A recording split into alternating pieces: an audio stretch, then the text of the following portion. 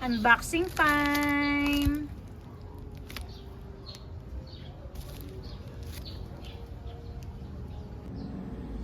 Ito na yung mga na-unbox natin.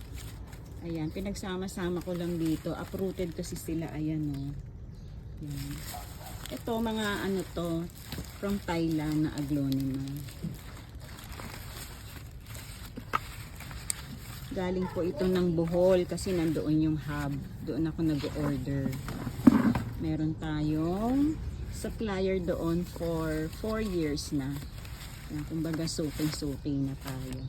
So ayan, sama-sama lang muna sila. Tapos meron din akong sinamang local aglonema. Tignan nyo, kahit local yan, hindi pa huhuli sa ganda, diba? Ito meron tayong silong lip cochin.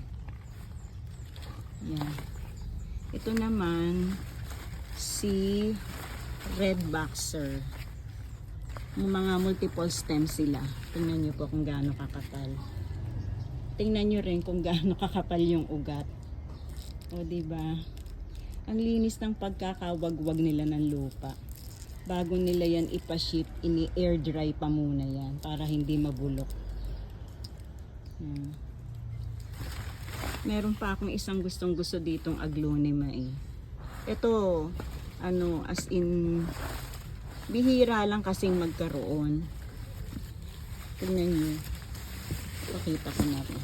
Kung gaano kataba yung mga ugat o ang kapal. Yan.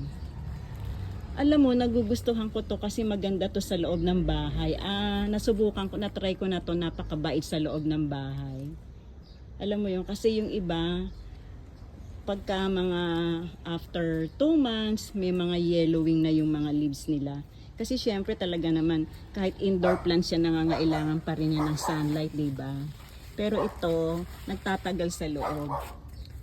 Yung ibang aglonema, nilalabas ko sila mga once or twice a week para maarawan sa umaga. Ito kahit na nasubukan ko na siya kahit mga 2 months sa loob, hindi siya nalalanta kaagad.